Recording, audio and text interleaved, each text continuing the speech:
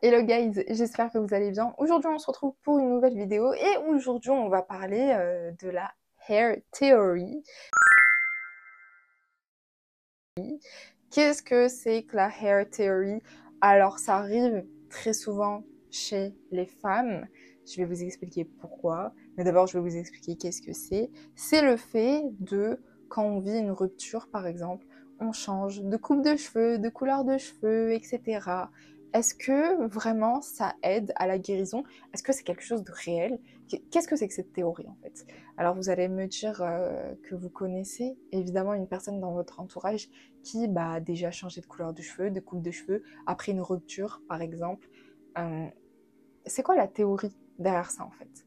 Est-ce que ça aide vraiment au fait d'aller mieux? Alors, est-ce que la théorie des cheveux dans le changement de soi suite à une situation compliquée, un choc émotionnel, etc., un choc sentimental dans sa vie, est-ce que vraiment ça existe et est-ce que c'est réel?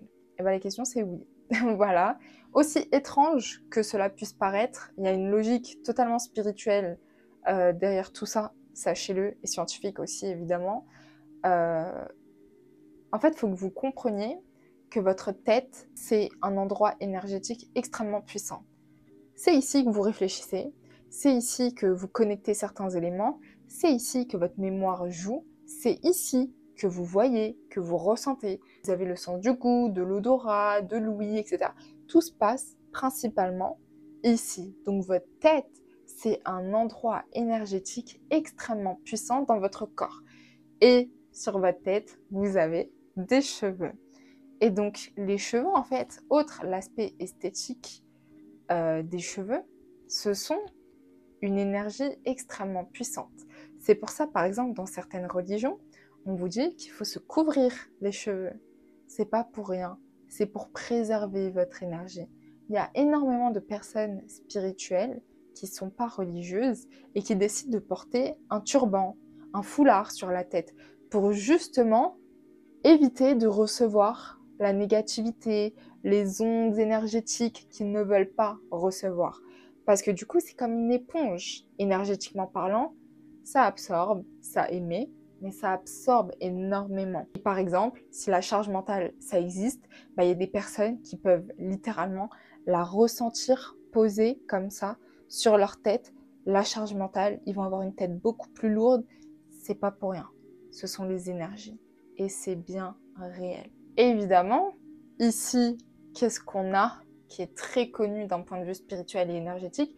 Le chakra couronne. Et oui, le numéro 1, il est là, au sommet de votre tête. Parce que c'est comme si en fait vous aviez un émetteur. Hein. Vous recevez tout, tout, tout. Et surtout, chez les femmes, parce que les femmes, ce sont des récepteurs énergétiques. Donc vous avez votre antenne, elle est là, hop, et vous recevez toutes les infos. Et donc c'est vrai que avoir quelque chose par-dessus la tête, couvrir votre tête, couvrir vos cheveux, c'est quelque chose qui vous est extrêmement bénéfique. Moi, je sais que quand il y a trop d'énergie qui se balade, je mets un petit serre-tête, je mets un bandana et tout de suite, ça va beaucoup mieux. Et c'est pour ça, par exemple, que quand vous allez chez le coiffeur, surtout pour mesdames du coup, et que vous coupez vos cheveux, il y en a beaucoup, ils pleurent. Alors oui, au début, tu as envie de changer, et après tu pleures. Pourquoi vous pleurez quand vous vous faites couper les cheveux? Alors que de base, c'est ta décision. Personne t'a kidnappé, en fait, à aller chez le coiffeur.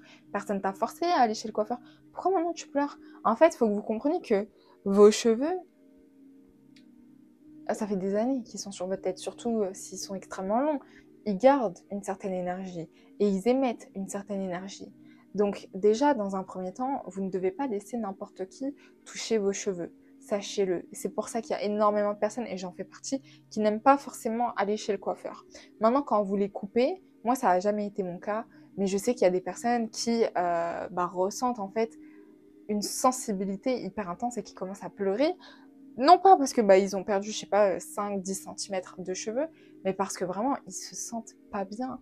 C'est pas pour rien. Ce n'est vraiment pas pour rien. Vous avez des souvenirs qui partent. Vous avez des histoires qui partent. Des sentiments qui sont réveillés. Tout ça, ça joue. Tout ça, ça vous influence. Tout ça, forcément, vous allez le ressentir. Et il y a certaines personnes, généralement, couper ses cheveux, ça aide parce que, justement, bah, le passé, vous le laissez derrière vous, vous l'abandonnez une bonne fois pour toutes. Alors au début, ouais, ça fait mal, mais après, ça fait du bien. Donc voilà, écoutez, c'est déjà la fin de cette vidéo. Oui, elle était hyper courte, mais écoutez, j'ai pas besoin d'épiloguer pendant 4 heures. Comme je vous ai expliqué, votre tête, c'est un récepteur énergétique pour vous les femmes. Est-ce que la hair theory est vraie et peut s'expliquer? Oui, d'un point de vue littéralement spirituel et énergétique, ça s'explique. Les gens vont changer de couleur de cheveux, vont couper leurs cheveux, etc. Parce que oui, ça fait du bien, ça permet d'avoir un changement, ça permet de marquer ce changement et de marquer surtout le début de ce nouveau chapitre. Et moi, par exemple, pendant mon éveil spirituel, j'étais devenue blonde. Donc voilà, un exemple, tout bête. Et après, quand j'ai commencé à aller mieux, je suis revenue vers ma couleur naturelle. Donc oui, c'est vrai. J'ai été victime de la hair theory, mais ça s'explique. Et c'est vrai que en fait, le fait de s'occuper de ses cheveux, ça te permet aussi de penser à autre chose. Et c'était une période de ma vie où je prenais extrêmement soin de moi.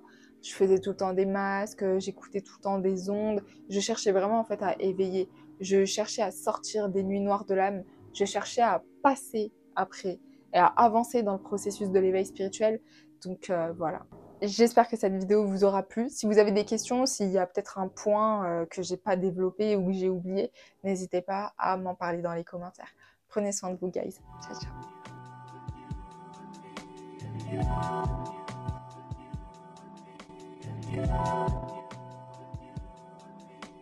ciao.